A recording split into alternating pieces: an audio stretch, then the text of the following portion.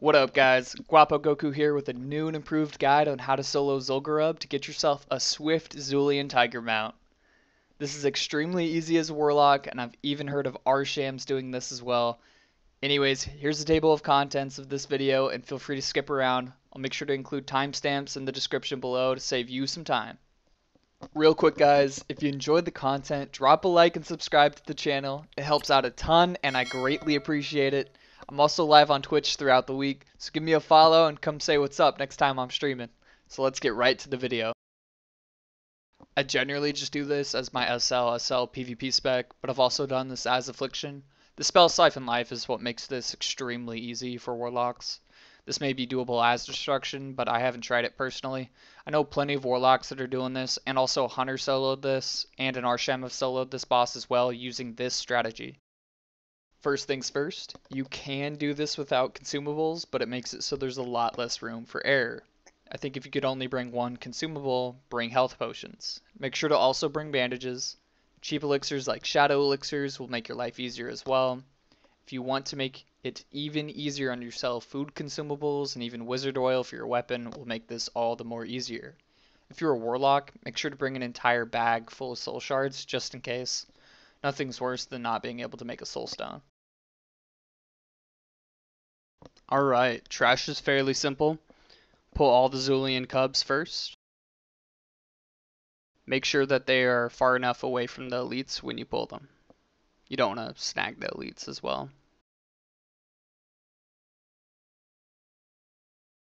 Once you clear out the top level, go ahead and go to the bottom level right here.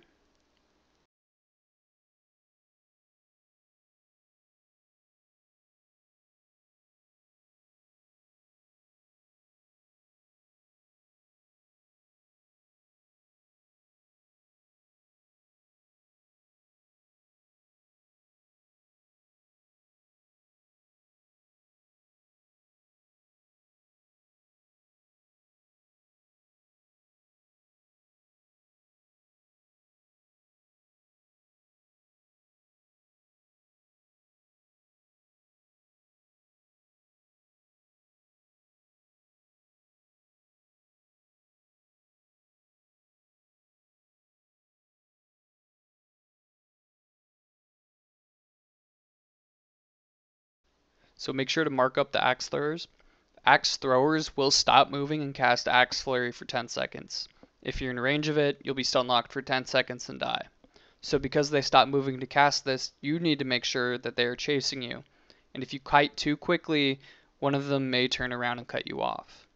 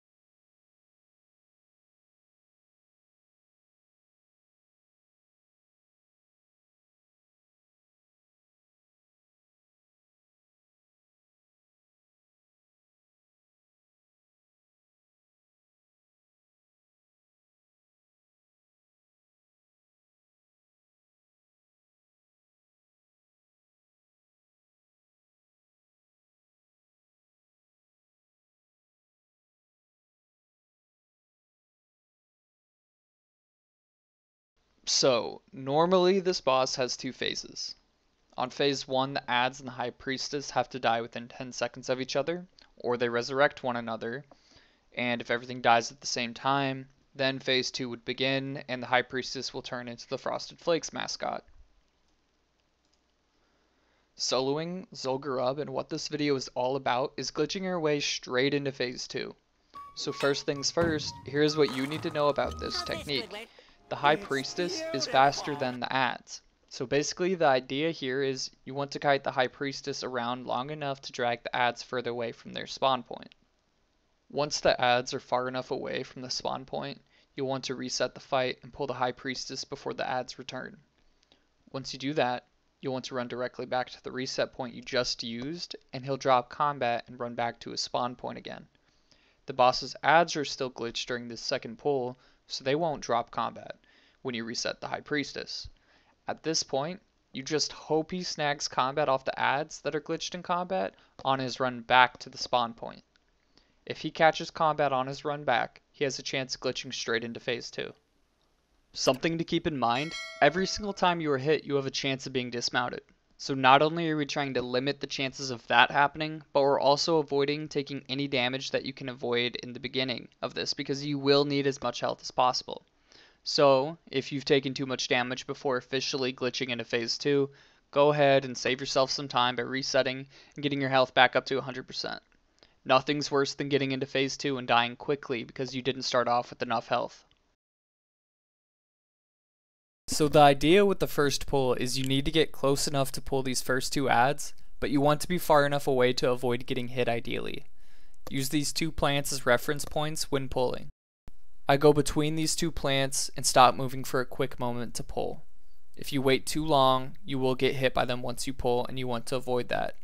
If you're on the left side of the plant on the left, then you're not close enough to pull. If you're going past the plant on the right to pull, you're going to get hit by the adds as soon as you aggro them. Once you pull, stop kiting early on just for a moment to keep yourself within the boss's cast range. He has a chance to silence you for 5 seconds, and every time he casts his silence, he stops moving for a moment, which allows the slow adds to get some more distance from the spawn point, which is the entire goal here. I go straight to the left side of the small stump here, and then I jump to the right side of the stump. Then I go towards the ledge, and once he's close enough, I drop down. While the boss is traveling down the ramp, try to stay within his line of sight as long as you can without getting hit. It'll give him a couple more seconds of opportunity to silence you, and the reset point is right where the plant is. I get a lot of questions on the second half of this glitch. On this part, you have to run inside the building slightly so you have a chance to get dismounted, and you will get hit by the adds and boss, so they have a chance to also dismount you when they hit you. Don't go up the stairs on a diagonal when pulling the boss. I can't stress this enough.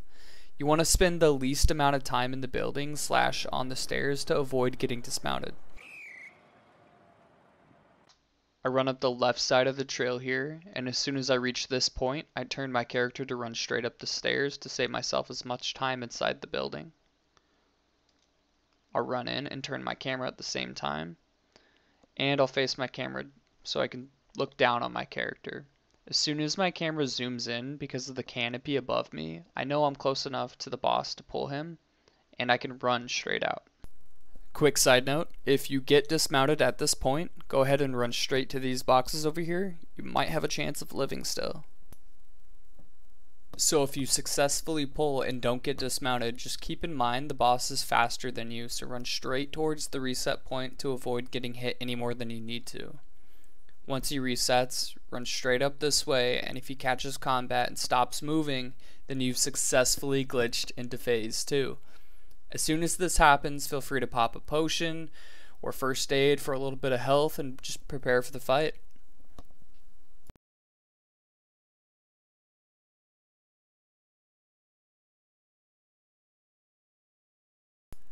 When starting out the fight, you'll want to make sure you kill the 2 tigers that don't despawn.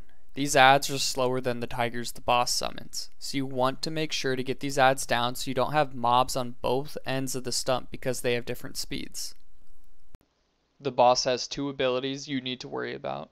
He can charge you, which stuns you for a few seconds, and he has a 1-second cast called Force Punch, which is a large knockback. Quick side note, if he is in a position to force punch you down to the ramp, you can pitch yourself between the wall and the stump to avoid the punch like this. I recommend not waiting too long to jump to the other side of the stump. You don't want him directly to your right or left and knocking you too far away from the stump like this. Also, if you're jumping earlier rather than later, you have a decent chance to get stunned from the charge while you're already in the air going to the other side of the stump. This happens to me quite a bit. Anyways, back to the fight.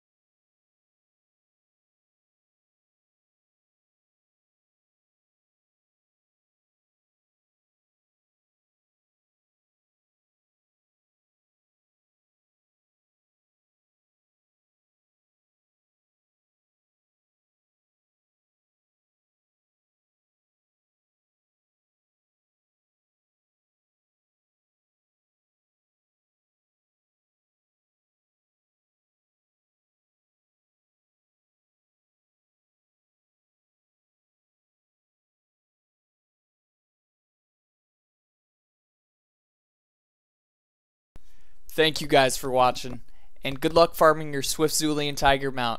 If you guys have any questions, join my Discord in the link below and feel free to ask. I hope you guys are finding my content helpful. Please do subscribe. It's completely free and you can always unsubscribe later. Only a small majority of my viewers are subscribed, so please just double check. It's completely free. It only takes 2 seconds of your time. Also, I'm streaming throughout the week, so if you think I earned it, give me a follow on Twitch and I promise you'll be entertained. Peace.